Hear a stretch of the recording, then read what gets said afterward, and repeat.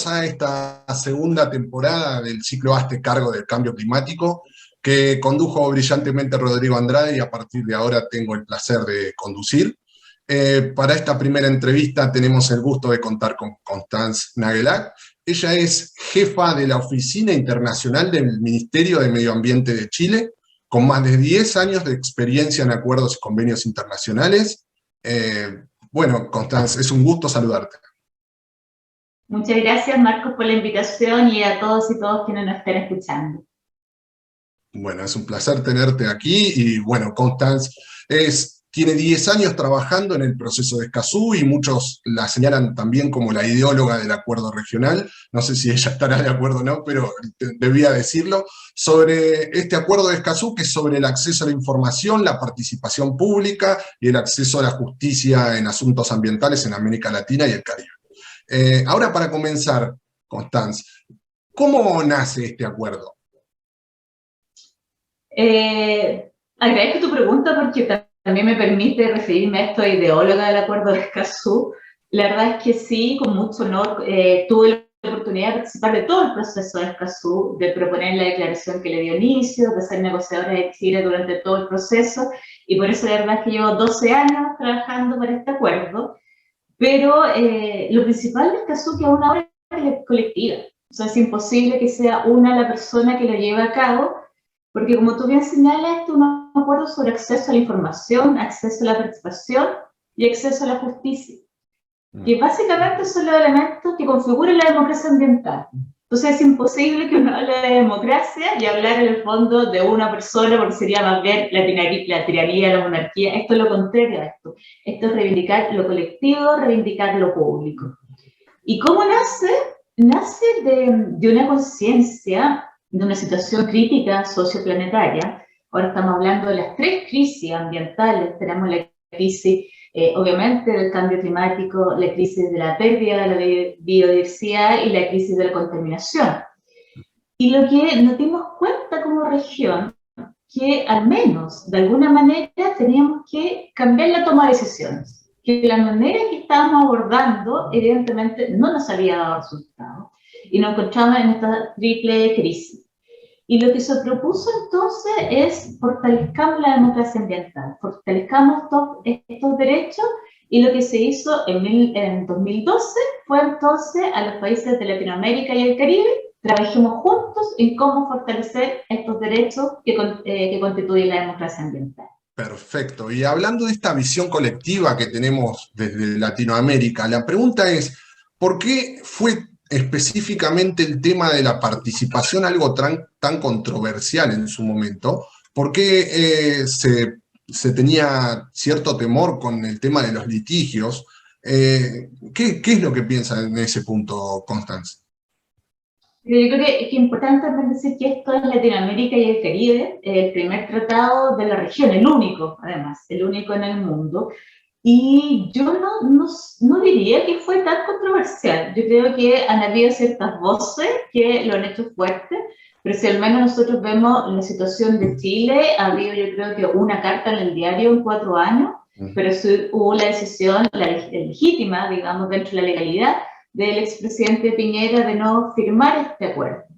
El problema en nuestro país es que al no haberse firmado nunca hubo una discusión, por ejemplo, en el Congreso. Y las razones que se tuvo por parte del gobierno anterior en Chile, la verdad fueron razones erráticas, poco fundadas, y por lo tanto es difícil decir si es que realmente había un tema con la participación. Sí, en otros lugares en que se dio este debate del Congreso, en algunos casos, yo te diría que no fue algo que generara una gran discusión, gran debate, gran oposición, pero sí a veces se cuestionaba cómo la participación iba a incidir en una mayor litigiosidad dentro de los países. Y la verdad es que la apuesta es lo contrario. Cuando tú en el fondo tienes instituciones más sólidas, porque están obligadas a generar información, a ser transparentes, a rendir cuentas, cuando tú estás obligado a hacer un proceso de participación que sea serio, la verdad es que aparecen distintos intereses, distintas opiniones, pero se canalizan de una debida manera. Si no tenemos democracia, en el fondo podemos tener o caos, o guerra, o desorden. Entonces, exactamente lo que promueve el acuerdo de Escazú es mejorar la conversación, la deliberación entre todos los actores, para que finalmente el Estado pueda tomar una buena decisión.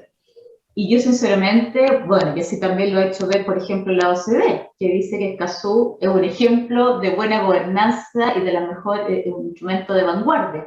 Porque tiene que ver con esto, con tener instituciones más sólidas, más democráticas, más transparentes, y eso todos entendemos que reduce la conflictividad socioambiental en la región, que realmente es tremenda, es terrible, es trágica la situación que estamos teniendo en conflicto socioambiental. Excelente, ya me respondió a dos preguntas que le iba a hacer luego. Excelente escucharla. Ahora, la comunidad internacional, por lo que estuve entendiendo, habla ya de que fue una COP exitosa. ¿Cree que está de acuerdo con esa apreciación? Sí, yo diría que fue una COP exitosa, pero pensemos que estamos recién sentando las bases. Este es un primer paso, ¿ya? Incluso hablando mucho con sociedad civil, eh, lo decían un poco a tono de broma, pero decía, esta es la COP que va a ser más tranquila, porque en el fondo todavía no, estamos comenzando un proceso. Escazú, en el fondo, es un largo recorrido y camino que la verdad que nosotros como servidores públicos es casi masoquista porque nunca va a llegar a la meta. El objetivo de Escazú es tan interesante porque no es contar con normativas, no es tener buenas normas, nuevas reglas, también es eso.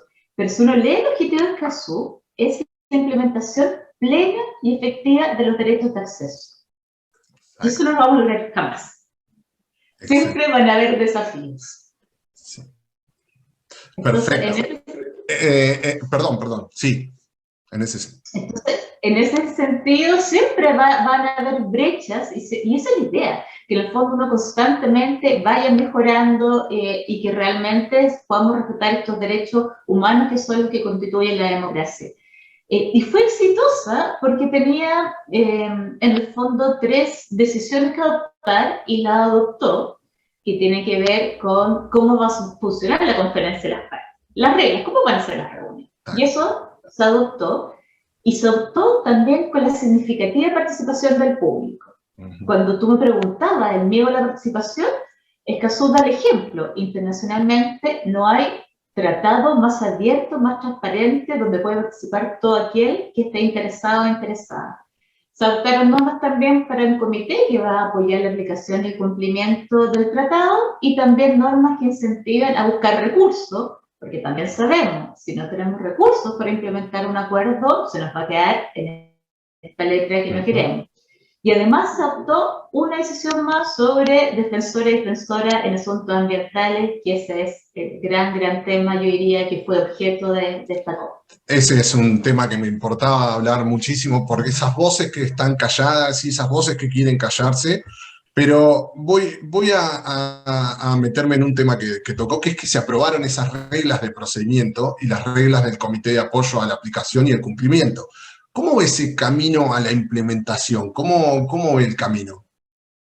Mira, acá yo te diría que hay que tener tres elementos fundamentales para saber cómo se va a aplicar. El primero, que no voy a cansar de decirlo, que esto tiene que ver con aplicación plena y efectiva. ¿Ya? O sea, es aplicación, no es simplemente contar con normas, con declaraciones, no. Acá Escazú se mide en cuanto realmente uno vaya avanzando en la promoción, protección y garantía de derechos humanos, que por cierto, una labor que tenemos que realizar los estados como responsables frente a nuestros ciudadanos de respetar, proteger y promover sus derechos humanos. Entonces, lo primero es eso, implementación. Lo segundo, que desde un primer momento, cuando Chile propuso esto, porque fue nuestro país, Chile, quien propuso tener este acuerdo, siempre se dijo que iba a ser a través del fortalecimiento de las capacidades y la cooperación. ¿Ya? Que acá no viene a haber sanciones, no hay sanción entre los países, no hay una sensación de tú eres culpable de esto y te voy a llevar a una corte, no. Lo que siempre dijimos era, bienvenidos todos los que queremos avanzar y los que vamos a reconocer nuestras carencias en gobernanza, que no es fácil reconocer que un Estado no está bien, pero la intención es que nos vamos a apoyar entre todos. Quien tenga mayor experiencia en algunos temas los va a compartir con otros, vamos a empezar a fortalecer a los servidores públicos, vamos también a fortalecer a los ciudadanos para que puedan demandar sus derechos. Y lo tercero, es decir, aplicación, creación y fortalecimiento de capacidad de cooperación. Y lo tercero, que las normas de Escazú se implementan en relación con las circunstancias de cada país. No es lo mismo, por ejemplo, aplicar Escazú en países del Caribe, que tienen toda una tradición más bien anglosajona, de jurisprudencia, que en países latinoamericanos, que son más bien de romanista, de la ley clara, etc. No es lo mismo un país que tiene un desarrollo de un país más bien de nivel medio alto, de un país que es altamente vulnerable. No es lo mismo un país que tiene una biodiversidad muy fuerte, a otro que ha impactado con el cambio climático, etc. Entonces, yo diría que esta diversidad va a ser muy interesante también de poder ir apreciando cómo los países van respondiendo a esta democracia ambiental.